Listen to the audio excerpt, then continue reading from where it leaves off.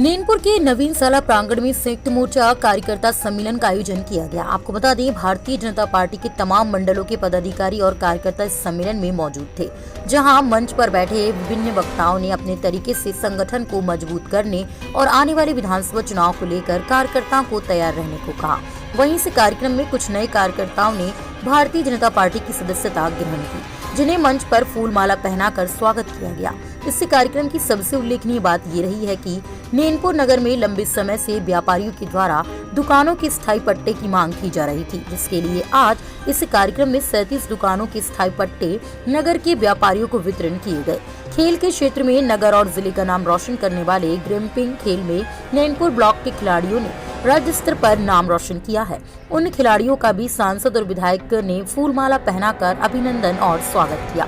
संयुक्त मोर्चा कार्यक्रम में बड़ी संख्या में कार्यकर्ताओं की मौजूदगी के साथ सांसद महोदय ने विभिन्न योजनाओं के बारे में बताया, जिससे नगर जिले में विकास के कार्य किए जा रहे हैं और आने वाले समय में लगातार जनहित के कार्य में भारतीय जनता पार्टी अपना कार्य करती रहेगी। श्री मोहित नागपाल इस संदर्भ में मोहित नागपाल, भगवती भाई श्री महेश नागपाल, एक मिनट माइक बंद कर दिए, दो बस अमित नागपाल। अरे यार हो गया वो भी अपने काम में लगे हैं। भारतीय जनता पार्टी पूरी केंद्र ने प्रधानमंत्री नरेंद्र मोदी जी का एक 9 साल का कार्यकाल पूरा हुआ है अभी मई 20 को, और इसलिए एक बड़े रूप में आम जन तक कार्यकर्ताओं का संयुक्त मोर्चा का एक कार्यक्रम, हितग्राहियों का सम्मेलन, प्रेस के साथ मिलने का कार्यक्रम, सोशल मीडिया, हमारे बुद्धिजीवी, और 20 तारीख से 30 तक घर घर संपर्क का कार्यक्रम भारतीय जनता पार्टी ने तय किया है। चूँकि मध्य प्रदेश में आने वाले महीनों में नवंबर में विधानसभा चुनाव होना है, और इसलिए हमारे साथ में 2 कार्यक्रम जुड़ गए, एक विधानसभा स्तर का, एक लोकसभा स्तर का, और इसलिए विधानसभा के अंदर संयुक्त मोर्चा का कार्यक्रम, हितग्राही सम्मेलन, हमारे लाभार्थियों का एक कार्यक्रम, प्रबुद्धजनों का कार्यक्रम, ऐसे 4 प्रमुख कार्यक्रम हमने दिया है। और ऐसे सभी प्रकार के कार्यक्रमों का एक क्रम हमने शुरू किया है, और आज ये संयुक्त मोर्चा का कार्यक्रम विधानसभा मंडला का हुआ है। तो इस प्रकार के पूरे कार्यक्रम जो हमने किया है वो आम जनता को बताने की दृष्टि से, हमारे कार्यकर्ताओं को भी समझाने का काम करने का ये फैसला पार्टी ने किया है,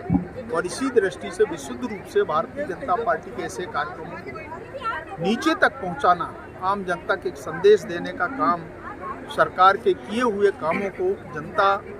और कार्यकर्ता हम सब मिलकर के उनको बताएं, जनता को एहसास दिलाएं, जनता के लिए जो काम किया है उनको इस बात का आभास दिलाएं कि प्रधानमंत्री आवास योजना, गरीब के घर में बिजली का प्रकाश, घरों में एक कनेक्शन, और जितने भी योजना मध्य प्रदेश सरकार ने भी शुरू किया है, चाहे संबल योजना हो और चाहे गरीब कल्याण की योजना हो, प्रधानमंत्री जी ने 80 करोड़ लोगों को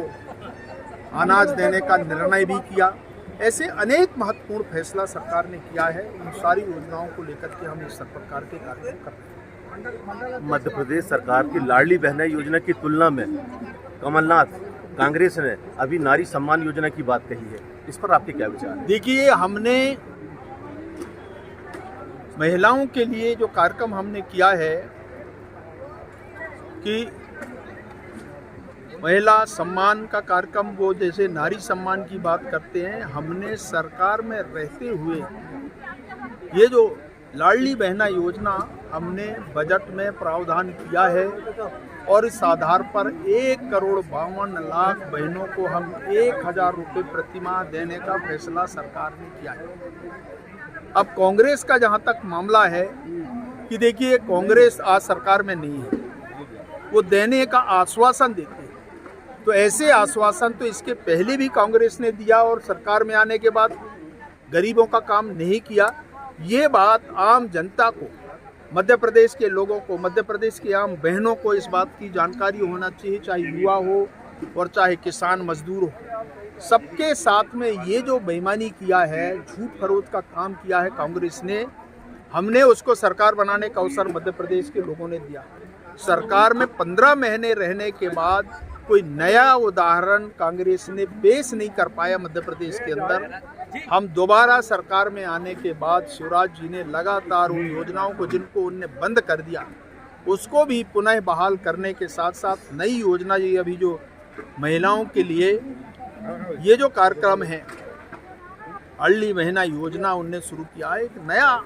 कंसेप्ट के साथ वो लेकर के आए हैं और बड़ी संख्या में लोग इससे लाभान्वित होंगे। 10 तारीख को पहला इंस्टॉलमेंट हम जारी करेंगे।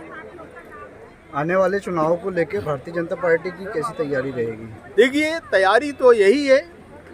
हमारी तैयारी है, हर मतदान केंद्र तक हमने जो कुछ भी किया है, लोगों तक संपर्क किया है, लोगों को हम थोड़ा और मोबिलाइजेशन कर रहे हैं ताकि सरकार के किए हुए कार्यों को लोग घर घर तक पहुंचाए, संदेश इस प्रकार का हमारा है। और पार्टी हमारा ऑर्गेनाइजेशन है, संगठन है भारतीय जनता पार्टी का, और इसलिए चुनाव कल हो तो भी हमको कोई समस्या नहीं है, कभी भी हो। हमारा काम ऐसे डेली ये कार्यक्रम ऐसे चलते रहते हैं और इसलिए भारतीय जनता पार्टी का अपना संगठन है, संगठन का विस्तार हम चाहते हैं। आज देश की सबसे बड़ी पार्टी है, आज मोदी जी देश का नेतृत्व कर रहे हैं और केवल भारत का नहीं दुनिया में नेतृत्व कर रहे हैं मोदी जी, तो इस प्रकार का परिदृश्य भारत के अंदर बना है। जैसा आंख मिचौली का खेल चल रहा है केंद्रीय विद्यालय का, तो क्या इस सत्र पे केंद्रीय विद्यालय नैनीताल को मिल देखिए, जाएगा? मैंने स्पष्ट भाषण में कहा कि हमारे पास स्थान का अभाव, बार बार इंस्पेक्शन में हम सफल नहीं हुए। इस बार हम कोशिश कर रहे हैं 15 कमरे के साथ इंस्पेक्शन होगा, रिपोर्ट जाएगी और इसके बाद फिर वो कैबिनेट स्वीकृत करके हमको मंजूरी देगी। और इसीलिए हमने एक अंतिम प्रयास कर रहे हैं कि हमको इसी सत्र में हमारा विद्यालय हमको मिले और इसीलिए हमने ये कोशिश किया है।